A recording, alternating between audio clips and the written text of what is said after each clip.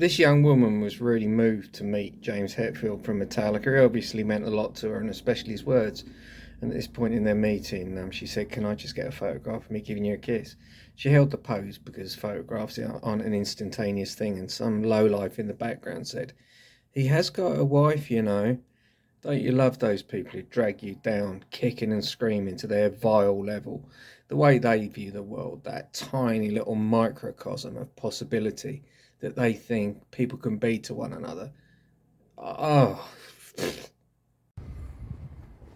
I had a one night stand that I'm not particularly proud of, and I'm sure the other person involved feels exactly the same, to be fair. And she spotted a Tomb Raider poster on my wall. I was regretting it before we even got going. I don't know where my mind was, so I confidently say she'd probably say the same thing. And she spotted this Tomb Raider poster, and it was very dear to me. It's long gone now. I haven't got any possessions from my life gone by, really. I've travelled around so much, and stuff does mean something to me, ironically, but I haven't got a lot to show for my life, really, in a material sense. But she took one look at this original old school Tomb Raider 1 poster and decided, "Oh, you're one of them. You fantasize about electronic digital women, you weirdo." You know, one of those people who seems to just pick up on everything that you do and project some nefarious, twisted, perverse reason for doing it. You know, the truth of the matter is, no, I haven't bought a dozen eggs to hard boil them and stick them up my arse. I've bought them because I like a boiled egg in the morning. You know, and you'll hear a whole tirade about what a pervert you are based on having bought the most simple and basic of things, or be interested in the most simple and basic of pursuits. And I've come across quite a few people like that. The last of them was in my job that I was doing 2 years ago, and some guy decided that me owning an old school £10 a shot over the counter from Argos mobile phone was because I was a drug dealer. And obviously I didn't realise people use them because for such things, because you don't have to register or have any kind of address given. You can just buy them, stick a SIM card in, and you're Icelandic and have got a phone. And yeah, a reputation that swept round my workplace like wildfire, that I was a drug dealer. And I had people approaching me for Class A drugs at break time and in the morning and at home time. And it's pretty heavy going, to be honest with you.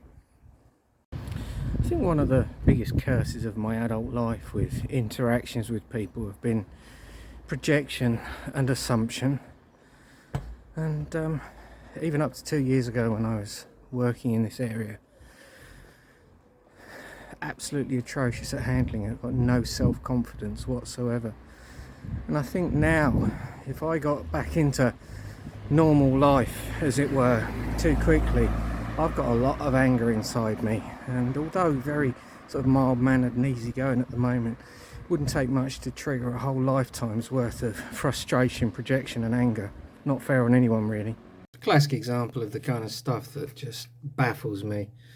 The movie Army of the Dead is an absolute abomination of contradiction, bad movie making. It's just awful in every sense of the word, in my opinion. And I made the comment on yet another positive review saying, "So many delusional reviewers on YouTube. This movie is a turd. This video is a breath of fresh air." It's somebody criticising it. And somebody said to me, "Most reviewers on YouTube dislike the movie. You watch the wrong YouTubers then." Now, what baffles me about stuff like that is the whole concept of reviewing a thing. You don't know what the hell a reviewer's going to say until you've watched it. I've had this many times. It's like people will, you'll say in an online forum like YouTube, you'll say, "I really dislike this album. It's not anywhere near as good as their early material." Or you'll say, "This video is a complete waste of time."